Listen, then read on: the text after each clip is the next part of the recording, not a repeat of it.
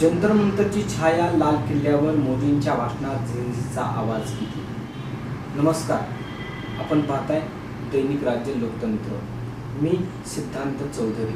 आज 15 ऑगस्ट, भारताचा 80वा स्वातंत्र्य दिन. लाल किल्ल्यावरून पंतप्रधान नरेंद्र मोदी यांनी देशाला संबोधित केले. ध्वजारोहण झाले, राष्ट्रगीत झाले, वंदे मातरमचा विशेष संदर्भ आला आणि त्यानंतर सुरू झाले देशाच्या वर्तमानाचे रिपोर्ट कार्ड आणि भविष्याचे स्वप्न दाखवणारे पंतप्रधानांचे भाषण. पण यंदाच्या भाषणाकडे केवळ स्वातंत्र्य दिनाचे भाषण म्हणून पाहून चालणार नाही, कारण या भाषणामागे एक महत्त्वाची राजकीय पार्श्वभूमी आहे. जंतर मंतरवर रस्त्यावर उतरलेली झेंझीची पिढी, शिक्षण व्यवस्थेवरचे प्रश्न आणि स्पर्धा परीक्षाबाबतचा संताप, रोजगाराची चिंता आणि सरकारला थेट प्रश्न विचारणारा तरुणांचा आवाज. आणि म्हणूनच आजचा सर्वात मोठा प्रश्न आहे, जंतर मंतरवर उठलेला आवाज खरोखर लाल किल्ल्यापर्यंत पोहोचला. पंतप्रधान नरेंद्र मोदी यांचे आजचे भाषण तब्बल 75 मिनिटाचे होते आणि विशेष लक्षवेधी बाब म्हणजे तरुणांचा उल्लेख त्यांनी तब्बल 52 वेळा केला. युवा, नौजवान आणि तरुणांना उद्देशून केलेले उल्लेख हे भाषणाच्या मध्यवर्ती भागामध्ये होते. आता याकडे केवळ योगायोग म्हणून पाहिजे का, हा निर्णय प्रत्येकाने घ्यायचा आहे. पण राजकीय संवादाच्या दृष्टीने पाहिले तर हे नक्कीच महत्त्वाचे आहे, कारण गेल्या काही आठवड्यात देशाच्या तरुणांनी सरकारला एक स्पष्ट संदेश दिला होता. आम्हाला भाषण नको, आम्हाला उत्तरे हवी आहेत. स्पर्धा परीक्षा, पेपरफुटी, शिक्षणातील पारदर्शकता, महागडे कोचिंग, रोजगार आणि भविष्यातील संधी या प्रश्नावर तरुणांमध्ये अस्वस्थता निर्माण झाली आहे. आंदोलन इतके पुढे केले की केंद्रीय शिक्षण मंत्री धर्मेंद्र प्रधान यांना राजीनामा द्यावा लागला. आणि आज लाल किल्ल्यावरून पंतप्रधानांनी काय सांगितले? 1 कोटी तरुणांना पुढील एका वर्षात कृत्रिम बुद्धिमत्ता म्हणजेच AI चे प्रशिक्षण देण्याचे लक्ष्य, स्पर्धा परीक्षांची तयारी करणाऱ्या विद्यार्थ्यांसाठी देशभर मोफत ऑनलाईन कोचिंग नेटवर्क उभारण्याची घोषणा, 5 ते 15 वर्षाच्या मुलांसाठी देशव्यापी क्रीडा, talent Hunt, startup, AI, semiconductor, अंतराळ, अणुऊर्जा, नव उद्योग आणि तंत्रज्ञान यांना रोजगारांच्या नव्या संधी म्हणून पुढे करण्याचा प्रयत्न. आता इथेच एक महत्त्वाचा राजकीय मुद्दा समजून घ्यायला हवा. पंतप्रधान म्हणजे केवळ सरकारचे प्रमुख नसतात, ते देशासमोर सरकारच्या कामाचा अर्थ सांगणारे सर्वात प्रभावशाली राजकीय संवादकही असतात. आणि स्वतंत्र दिनाच्या दिवशी लाल किल्ल्याची व्यासपीठ ही त्यासाठी सर्वात मोठी सार्वजनिक जागा असते. म्हणूनच आजच्या भाषणात केवळ घोषणा नव्हत्या, तर सरकारच्या धोरणांचे नरेटिव्ह तयार करण्याचा प्रयत्नही स्पष्टपणे दिसत होता. राजकारणात याला आपण पॉलिसी मार्केटिंग म्हणू शकतो. याचा अर्थ सरकार खोटे सांगत आहे असा नाही. सरकारने केलेल्या कामाची आकडेवारी मांडणे, योजनांचा प्रचार करणे, पुढील लक्ष्य सांगणे आणि जनतेला त्या कामाशी जोडणे हा कोणत्याही सरकारच्या राजकीय संवादाचा भाग असतो. पण प्रश्न असा आहे की सरकारच्या कामाचे मार्केटिंग आणि सरकारच्या कामाची स्वतंत्र तपासणी या दोन्ही गोष्टी लोकशाहीत एकत्र चालल्या पाहिजेत. आज मोदींनी सरकारच्या मागील कामगिरीचे उदाहरण देताना स्पीड म्हणजे कामाच्या वेगाला मोठे राजकीय वैशिष्ट्य बनवले.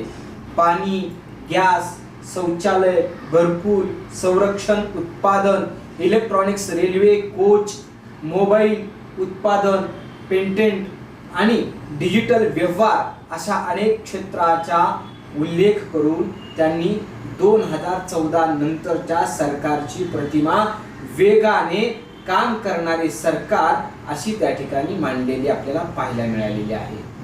हीच राजकीय मार्केटिंगची ताकद आहे. कारण एखादी योजना सांगण्यापेक्षा तिच्या मागे एक कथा सांगितली जाते. आम्ही आलो, आम्ही वेग आणला, आम्ही बदल घडवला आणि आता 2047 पर्यंत भारताला विकसित राष्ट्र बनवणार. आजच्या भाषणातही ही कथा पुन्हा पुन्हा मांडण्यात आली. विकसित भारत 2047 हे केवळ आर्थिक लक्ष्य नाही, ते आता सरकारच्या राजकीय कथानकाचा केंद्रबिंदू बनलेला आहे. याच भाषणात पंतप्रधानांनी सप्तधाराची संकल्पना मांडली. उत्पादन, अन्न प्रक्रिया, तंत्रज्ञान आणि नवकल्पना, कनेक्टिव्हिटी, सुरक्षा, हरित अर्थव्यवस्था आणि सॉफ्ट पॉवर या 7 प्रवाहांच्या माध्यमातून भारताला जागतिक पातळीवर सक्षम करण्याची दिशा त्यांनी मांडली. म्हणजेच मेक इन इंडिया ची कथा आता ग्लोबल मार्केटमध्ये मेड इन इंडिया पर्यंत नेण्याचा प्रयत्न आहे. भारतीय कंपन्यांनी जागतिक दर्जाचे उत्पादन करावे, निर्यात वाढवावी, भारतीय ब्रँड्सनी जगभर पोहोचावे. सेमीकंडक्टर्स पासून तंत्रज्ञानापर्यंत भारताने स्वतःच्या क्षमतेवर उभे राहावे हा संदेश आजच्या भाषणातून देण्यात आला आहे. पण आता खरी परीक्षा इथे सुरू होते. भाषणामध्ये 1 कोटी तरुणांना AI प्रशिक्षण देण्याची घोषणा झाली. ऐकायला ही घोषणा प्रचंड आकर्षक आहे, पण प्रश्न आहे त्या प्रशिक्षणाची गुणवत्ता काय असेल? कोणाला प्रशिक्षण मिळेल? ग्रामीण भारतातील विद्यार्थ्यांपर्यंत ते पोहोचेल का? प्रशिक्षणानंतर रोजगार किंवा उद्योगाच्या संधी किती निर्माण होतील? प्रमाणपत्र मिळेल की प्रत्यक्ष कौशल्य मिळेल? याचप्रमाणे मोफत ऑनलाईन कोचिंगची घोषणा ऐकायला अत्यंत स्वागतार्ह आहे. कारण आज स्पर्धा परीक्षांच्या तयारीसाठी हजारो लाखो रुपये खर्च करणाऱ्या कुटुंबाची संख्या मोठी आहे. पंतप्रधानांनी स्वतः कोचिंगचा आर्थिक भार गरीब आणि मध्यमवर्गीय कुटुंबावर पडत असल्याचे सांगितले. पण इथे प्रश्न आहे, मोफत कोचिंग बरोबर परीक्षा व्यवस्थेतील पारदर्शकता किती वाढणार? कारण विद्यार्थ्याला कोचिंग मोफत मिळाले पण पेपर सुरक्षित राहिला नाही, परीक्षा प्रक्रिया पारदर्शक राहिली नाही किंवा निकालाबाबत प्रश्न निर्माण झाले तर त्या मोफत कोचिंगचा फायदा काय? म्हणून जंतर मंतरवरच्या आंदोलनाचा खरा प्रश्न इथेच आहे. तरुणांना फक्त सुविधा नकोत, त्यांना विश्वास हवा आहे. त्यांना AI प्रशिक्षण हवे आहे, पण त्याचबरोबर परीक्षा व्यवस्थेवर विश्वास हवा आहे. त्यांना मोफत कोचिंग हवे आहे, पण त्याचबरोबर पेपर फुटी होणार नाही याची हमी सुद्धा त्यांना हवी आहे. त्यांना रोजगाराच्या नव्या संधी हव्या आहेत, पण त्या संधी प्रत्यक्षात किती निर्माण होतात हे मोजण्यासाठी पारदर्शक आकडेही त्यांना हवे आहेत. आणि सर्वात महत्त्वाचे, त्यांना सरकारकडून ऐकले जाण्याची भावना हवी आहे. आजच्या भाषणात आत्मनिर्भरतेवरती मोठा भर होता. पंतप्रधानांनी पेट्रोल, डिझेल, खत, औषधे, चिप्स, तंत्रज्ञान यासारख्या महत्त्वाच्या संसाधनावरील जागतिक अवलंबित्वाचा धोका अधोरेखित केला. 2047 पर्यंत 100 गिगावॅट अणुऊर्जा आणि पुढील दशकात 5 नवीन अणुभट्ट्यांचे लक्ष्यही त्यांनी मांडलेले आहे. केवळ ही घोषणा ऊर्जा धोरण नाही, राष्ट्रीय सुरक्षेची आणि आर्थिक स्वावलंबाची राजकीय कथा आहे. म्हणजे सरकार सांगत आहे जग अस्थिर होत आहे, युद्धे होत आहे, पुरवठा साखळ्या धोक्यात येत आहे, त्यामुळे भारताने स्वतःच्या पायावर उभे राहिले पाहिजे. राजकीय भाषेत सांगायचे तर हे धोरणाचे फ्रेमिंग आहे. त्याचप्रमाणे महिलांच्या आरक्षणाचा मुद्दाही आजच्या भाषणात आला. लोकसभा आणि राज्य विधानसभांमध्ये 33% महिला आरक्षणाची लवकर अंमलबजावणी व्हावी यासाठी सर्व पक्षांनी सहकार्य करावे असे आवाहन पंतप्रधानांनी केले आहे. म्हणजे भाषणात एकाच वेळी 3 स्तरावर संदेश दिला गेला. भूतकाळातील कामगिरी, वर्तमानातील धोरणे आणि भविष्यातील मोठी स्वप्ने. आणि हीच पंतप्रधानांच्या भाषणाची राजकीय ताकद आहे. पण लोकशाहीचा प्रश्न असा आहे की या तिन्ही पैकी सर्वात महत्त्वाचे काय?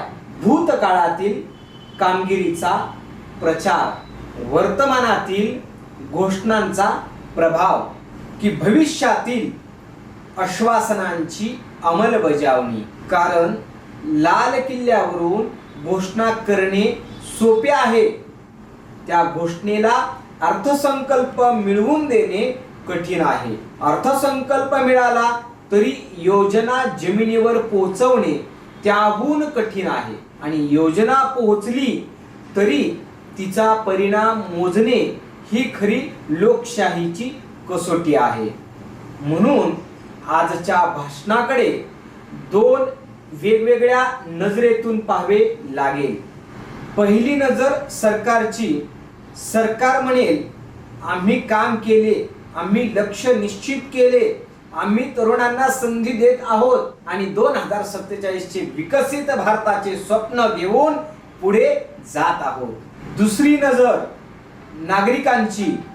नागरिक म्हणतील ठीक आहे, आता आम्हाला आकडे दाखवा, किती रोजगार निर्माण झाले, किती विद्यार्थ्यांना फायदा झाला, AI प्रशिक्षण घेतलेल्या 1 कोटी तरुणांपैकी किती जणांना प्रत्यक्ष रोजगार मिळाला, मोफत कोचिंगमुळे किती विद्यार्थ्यांचे यश वाढले, परीक्षा प्रक्रियेवरील विश्वास किती वाढला, उत्पादन आणि निर्यातीची लक्ष्ये किती पूर्ण झाली. आणि इथेच लोकशाहीतील चेक अँड बॅलन्स सुरू होतो. कारण पंतप्रधानांनी स्वतः आज स्पीडची भाषणा केली आहे. मग आता घोषणांच्या अंमलबजावणीतही तोच वेग दिसायला हवा. जंतरमंतरवरील तरुणांनी सरकारला जे शिकवले ते कदाचित यापेक्षा मोठे आहे.